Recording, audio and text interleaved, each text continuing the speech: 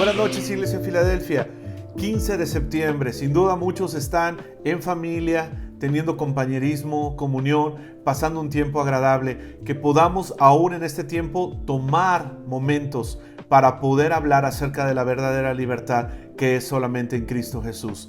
Estamos estudiando las excelencias de la ley de Dios, llevándolas a la práctica, porque la palabra de Dios es una fuente inagotable de conocimiento que trae a nuestra vida paz, gozo y estabilidad, producto de la libertad que tenemos en Cristo Jesús. Hemos estado estudiando estas semanas el Salmo 119, la grandeza y la gloria de nuestro Dios y cómo actúa de una manera sencilla pero poderosa en la vida de quien lo escribe, pero también en la vida de quienes lo estudian.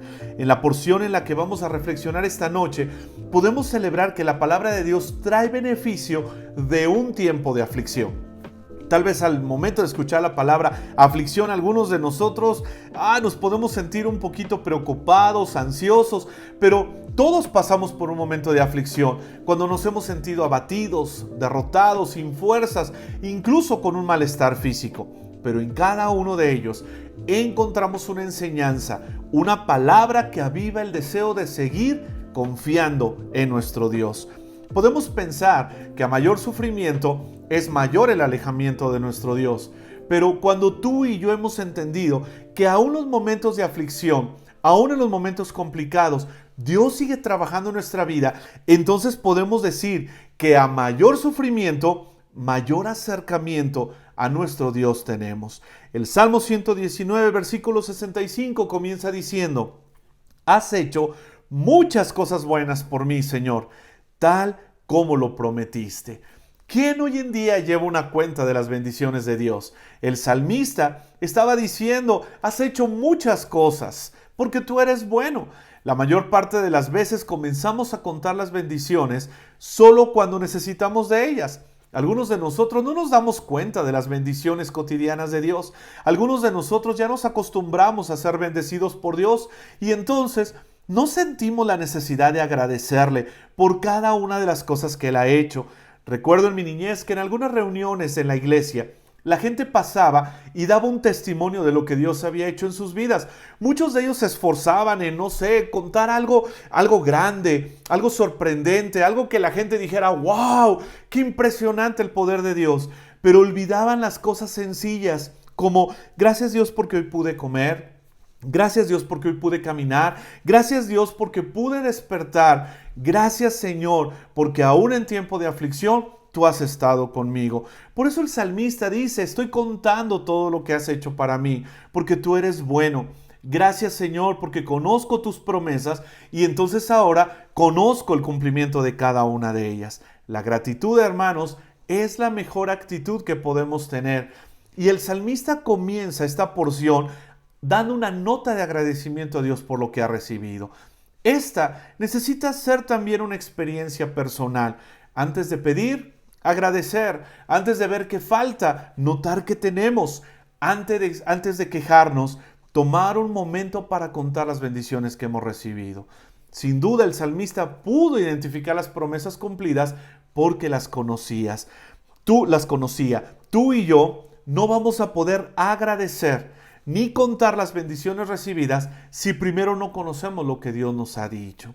Las bendiciones de Dios y sus promesas, hermanos, no tienen límite, son abundantes, son producto de su amor hacia cada uno de nosotros. Por eso el salmista decía: las cuento cada una de las cosas que has hecho por mí, porque tú eres bueno. Y dice en el versículo 66, ahora enséñame buen juicio y sabiduría, porque creo en tus mandamientos.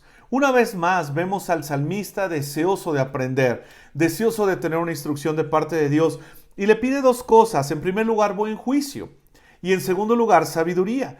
¿Para qué necesitaba el salmista estos dos aspectos en su vida? Muchos de nosotros no sabemos qué hacer con las bendiciones de Dios. Las malgastamos, otros las minimizamos, no las atesoramos y en ocasiones llegamos a pensar incluso que nosotros somos quienes provocamos esas bendiciones por nuestro esfuerzo, por nuestro trabajo, por lo que hemos hecho, la suerte, el destino. El salmista le dice al Señor: enséñame buen juicio. Esto significa, dame esa facultad de poder entender lo que tú eres. Y el salmista estaba buscando entender dos cosas. La primera, la capacidad de distinguir entre el bien y el mal. Muchos de nosotros tenemos problemas para razonar, tenemos problemas para identificar exactamente qué es el bien y qué es el mal. Solamente cuando leemos la palabra de Dios y el Espíritu Santo nos guía, entonces adquirimos la facultad para entender el porqué de las cosas, el porqué del accionar de Dios, y entonces comenzamos a confiar en Él, en su voluntad. Hay gente que no puede hacer esta distinción porque no está leyendo la palabra, porque no tiene la guía del Espíritu Santo, y por eso sus acciones se vuelven incomprensibles. Acciones que muchas veces pensamos, pero ¿por qué está actuando de esa manera? Con enojo, con griterías, con homicidios, con difamación, con adulterio. Si estuviéramos bajo el resguardo del Espíritu Santo, podríamos distinguir qué es lo bueno y qué es lo malo, qué es lo que Dios desea, pero también cuáles son las acciones que nos llevan a la destrucción. En segundo aspecto, distinguir entre lo verdadero y lo falso. Hablamos entre lo bueno y lo malo, pero ahora es entre lo verdadero y lo falso. Esto es poder razonar el porqué de nuestras acciones, la facultad para entender lo que proviene de Dios y lo que proviene del enemigo. Cuando el Espíritu Santo gobierna nuestra vida, podemos discernir si lo que vamos a decidir o lo que vamos a aceptar es realmente una bendición de Dios o es una tentación. Fíjate lo que dice Proverbios 10:22. La bendición del Señor es la que enriquece, y Él no añade tristeza con ella. ¿Cómo saber si lo que vamos a decidir o lo que vamos a hacer realmente es agradable delante de nuestro Dios? Uno de los aspectos es porque no hay tristeza en nuestro corazón, sino hay gozo y hay paz, porque sabemos que nuestras acciones traerán honra y gloria a nuestro Dios. Algunas veces nosotros tomamos decisiones y después nos arrepentimos. Tomamos decisiones y después pensamos, no lo hubiera hecho de esta manera, o no hubiera dicho que sí. Es ahí cuando tenemos que entender lo que dice el proverbio, que cuando Dios nos da una bendición, Él no añade tristeza, sino que Él añade la paz en el corazón para poder entender que lo que hicimos va a traer honra y gloria a su nombre. Tal vez, muchas veces nos sentimos aliviados por gritarle a una persona. ¿Eso le agradó a Dios? O tal vez te sientes muy contento porque le pusiste el alto a aquel familiar abusivo o flojo o que siempre está diciendo cosas que no vienen al caso. Esto te va a ayudar para el día de mañana a hablar del amor de Cristo. Es ahí cuando tú y yo llegamos a entender que Dios está incluido, que Dios es parte de todo lo que hacemos y que ya sea de palabra o ya sea de hecho, lo hacemos para honra y gloria de su nombre. Esto es el buen juicio, el poder distinguir entre lo bueno y lo malo y poder distinguir entre lo verdadero y lo falso. El salmista dice, también enséñame sabiduría. ¿Qué es la sabiduría? La capacidad para aplicar el conocimiento.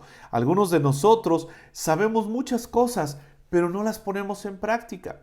Por eso hemos estado hablando todo este tiempo de llévalo a la práctica, porque no puede haber un aprendizaje completo solamente con la teoría. Necesitamos aplicarlo, hermanos, y necesitamos experimentarlo. El salmista creía firmemente que estas instrucciones de Dios iban a traer vida a su vida, paz a su corazón y aliento a su espíritu. Por eso es necesario aprender y aprender hasta que la enseñanza sea natural en nosotros. Versículo 67. Yo anduve desviado hasta que tú me disciplinaste. Ahora obedezco tu palabra. Algunos de nosotros escuchamos la palabra aflicción y decimos, bueno, el Señor va a estar con nosotros. Pero qué tremendo cuando escuchamos la palabra disciplina. A algunos de nosotros no nos gusta la disciplina. A algunos padres no les gusta disciplinar a sus hijos. Y entonces el resultado es destrucción. Y entonces el resultado es vergüenza.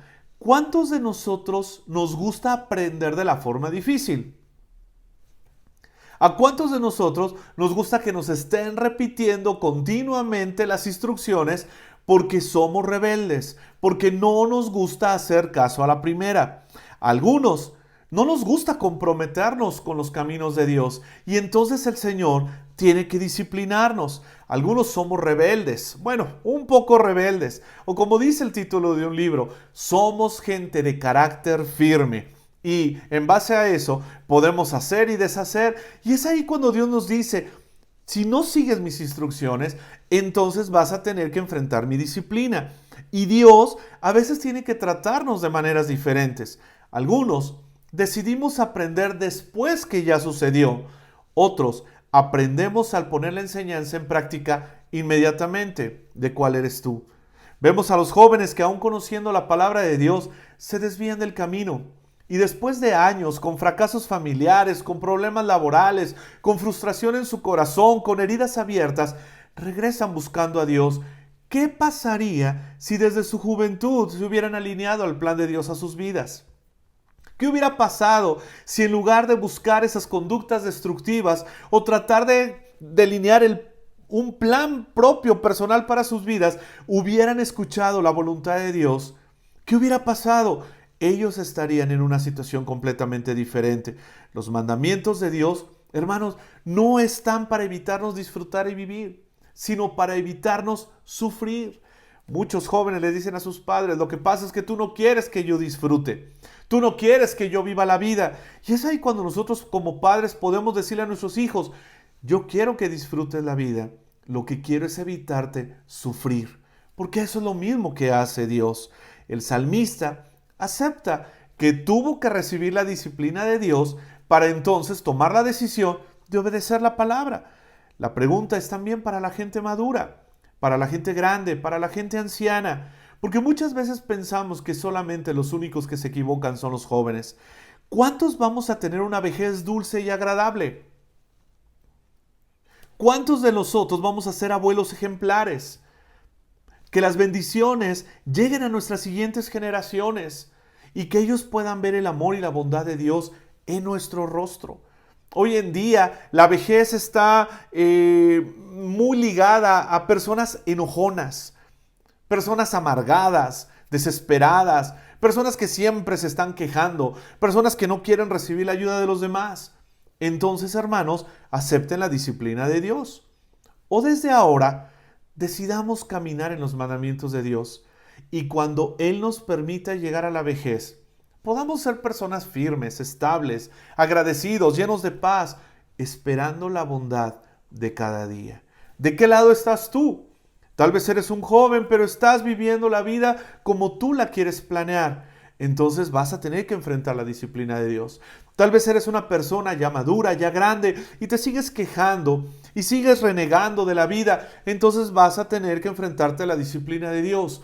O en la etapa en la que te encuentres el día de hoy, que tú puedas decir de la misma forma como dice el salmista en el versículo 68, tú eres bueno y solo haces el bien. Enséñame tus decretos. Qué confesión tan hermosa. A pesar del momento de aflicción o a pesar del momento difícil, Señor, yo puedo decir que tú eres bueno. Y en lugar de quejarme, o en lugar de enojarme, o en lugar de buscar un culpable, voy a levantar una palabra de agradecimiento, voy a levantar una palabra de gozo, de celebración, y voy a confesar que tú, Señor, eres bueno y que solamente tú haces el bien. Y por eso dice otra vez el salmista, enséñame tus decretos, dame instrucciones, Padre amado. Recuerdo mucho cuando leemos en la palabra de Dios que Jesús le pregunta a sus discípulos, ¿y ustedes quién dicen que soy yo? Inmediatamente Pedro le dice, tú eres el Cristo, el Hijo del Dios viviente. Algunos de nosotros pensamos en Dios como una persona mala, o pensamos como una persona que se ha olvidado de bendecirnos. Pero qué hermoso cuando podemos regresar a este mismo tipo de declaraciones y decir, tú eres bueno, solamente tú haces cosas buenas. El salmista habla de la bondad de Dios y de sus acciones llenas de misericordia cada día. Por eso, enséñame, Señor, cómo agradarte cada día. Dijimos al principio que la palabra de Dios trae beneficio de un tiempo de aflicción. Y es aquí, después de confesar sus convicciones, el salmista muestra la situación en la que se encontraba. una situación complicada y difícil, pero él seguía confiando en Dios. Versículos 69 y 70 dice: los orgullosos han inventado calumnias en mi contra, pero lo cierto es que yo obedezco tus mandamientos de todo corazón. Sus corazones son torpes y necios, pero yo me deleito en tu ley. Estamos viviendo en una sociedad, estamos viviendo en un momento muy difícil en el que mucha gente pregona que todos somos iguales. Todos los caminos llevan a Roma, todos somos hijos de Dios, todas las religiones te llevan al mismo sitio.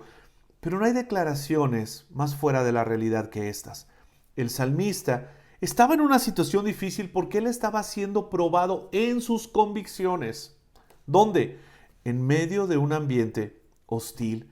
Hoy en día la sociedad critica lo bueno y aprueba lo malo. Y cuando alguien es diferente, inmediatamente es señalado. Por eso le dice el salmista: enséñame cómo agradarte cada día. Simplemente, ¿quién es el estudiante reconocido? ¿Aquel que le recuerda al profesor que hay tarea? ¿O aquellos que esperan ansiosamente que se le olvide que dejó tarea? ¿Quién es el hombre admirado, ejemplar, con una hombría digna de ser imitada? ¿El que es fiel a su esposa o el que continuamente está contando sus aventuras extramaritales? Por eso el salmista dice: sus corazones son torpes y necios, pero yo me deleito en tu ley. Hoy en día encontramos a hombres y mujeres torpes, que no saben tratar a la gente que está a su alrededor, gente torpe, que no tiene la capacidad de ver las bendiciones de Dios, gente necia, que teniendo toda la ayuda, teniendo todo el plan enfrente, decide tomar atajos. Y entonces al momento de distraerse, empieza la destrucción en su vida. El salmista dice: yo no quiero ser una persona torpe y necia. Yo me quiero deleitar en tu ley. Voy a ser afligido, claro, pero eso no va a poner torpeza en mi corazón. Voy a pasar por un momento difícil, sí, pero no por eso me voy a convertir en una persona necia negando que hay un Dios. Si tú y yo confiamos en el Señor en el momento de aflicción, podemos tener la seguridad que Él nos dará la victoria en todo momento. Dice el versículo 71 y 72, el salmista reconoce algo: me hizo bien haber sido afligido, pues me enseñó a poner atención a tus leyes.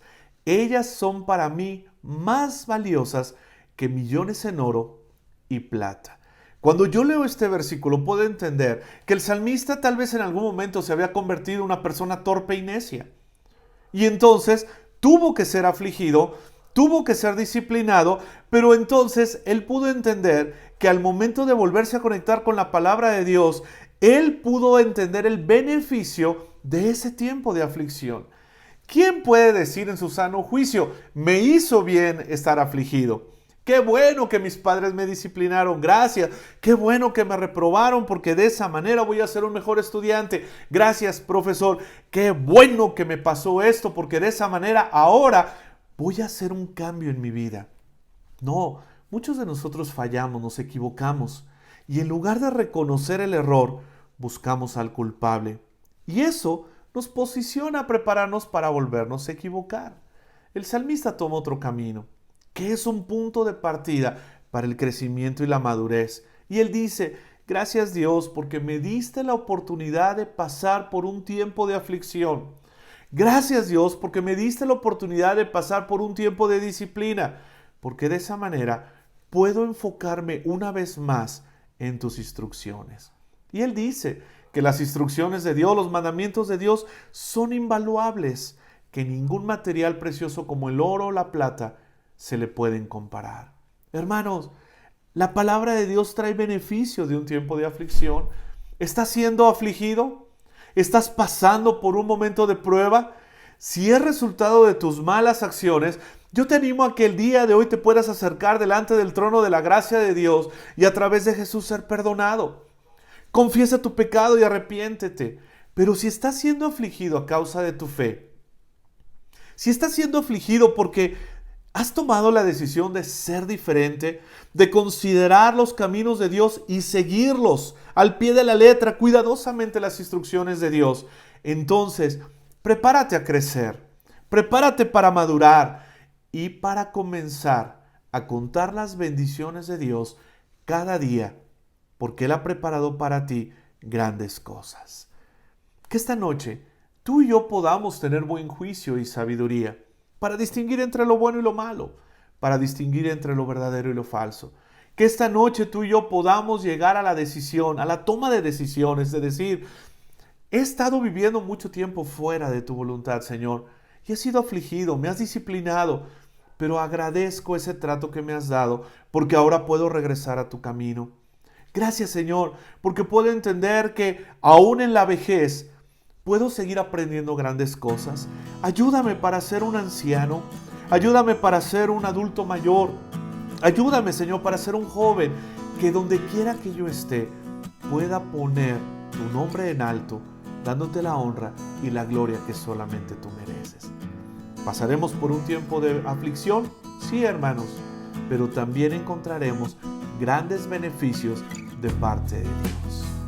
Gracias, Señor, te damos en esta noche, porque tú eres bueno. Gracias por la libertad que nos has dado.